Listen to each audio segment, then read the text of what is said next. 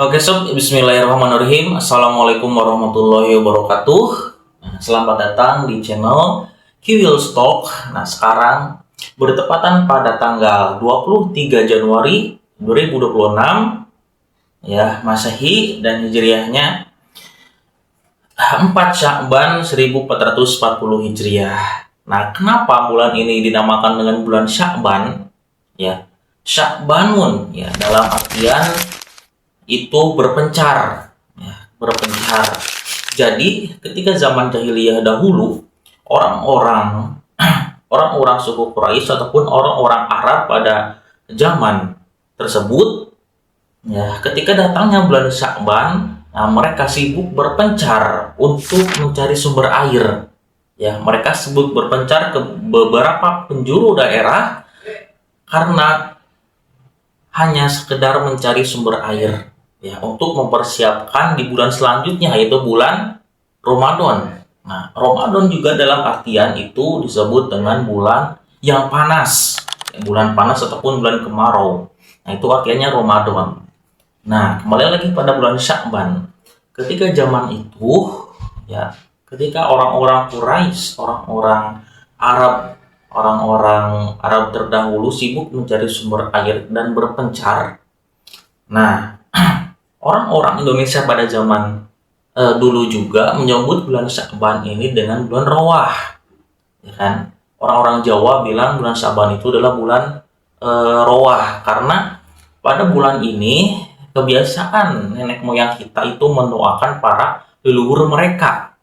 Bahkan sampai sekarang kalimat-kalimat bulan-bulanan seperti bulan Rawah ini masih digunakan oleh kalangan masyarakat, ya kan, masih digunakan oleh kalangan masyarakat. Ketika datangnya bulan Sya'ban, nah, mereka menyebutnya dengan bulan Rawah, seperti itu. Nah, selanjutnya datanglah ketika datang bulan Ramadan ya, ataupun sebelumnya. Dalam perspektif Islam, bulan Sya'ban ini merupakan bulan sebelum Ramadan, yang mana bulan ini akan diangkatnya seluruh amal manusia.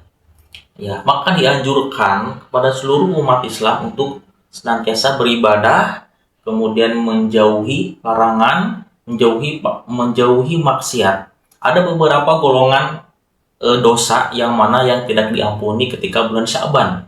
Yang pertama yaitu musyrik ataupun menduakan Allah Subhanahu wa taala. Yang kedua, nah, itu pergi ke dukun. Kenapa disebut dengan dukun? Itu diambil kata dari bahasa Arab yang artinya itu dukonun. Dukonun dalam artian bahasa Indonesia itu adalah uang. Ya, kenapa disebut dengan uang? Pasti yang pergi ke dukun itu dengan syarat memberi dia uang. Pasti yang pergi ke dukun itu membawa uang untuk membayar dukun tersebut. Nah, maka dari situlah ya, di Indonesia disebut dukun itu ya dukun gitu, tapi dalam artian apa? Dalam artinya itu adalah dukunun yang artinya uang. Nah, yang ketiga itu setelah pergi ke dukun, mengeradik anak yatim ya, kemudian membuat dosa kepada orang tua, nah, terus meminum minuman keras seperti khamr ataupun sesuatu hal yang memabukkan. Oke, untuk kalian semua ya, para pemuda-pemudi ataupun para kalangan dewasa lah, seluruh umat Islam dianjurkan ataupun dilarang untuk meminum khamr ataupun meminum barang-barang yang memabukkan ketika bulan Sya'ban, karena itu tergolong dengan dosa yang tidak dapat diampuni oleh Allah Subhanahu wa taala. Mungkin hanya segitu ya. Kurang-kurang lebihnya seperti itu. Intinya larangan ataupun kemaksiatan, kemungkaran tolong dijauhi ketika bulan Sya'ban dan diganti dengan amal-amal soleh seperti sholawat, seperti beribadah, meningkatkan diri ketakwaan kepada Allah Subhanahu wa taala. Seperti itu.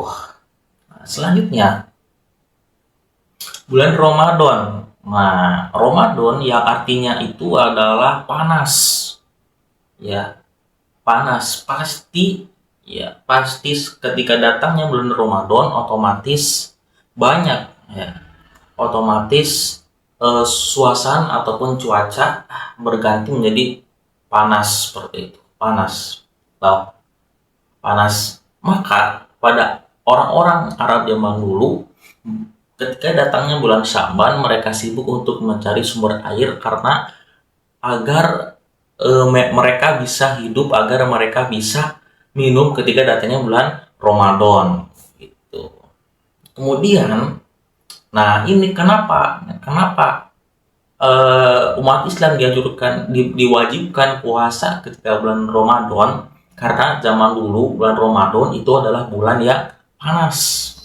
Bulan-bulan Ramadan itu adalah bulan yang kemarau. Maka untuk menghemat, ini pola pikirnya seperti ini ya, untuk menghemat air, nah umat Islam diwajibkan untuk berpuasa agar air itu cukup 1 bulan ya, 1 bulan penuh dan bisa dinikmati oleh kalangan orang banyak. Nah itu logikanya seperti itu guys.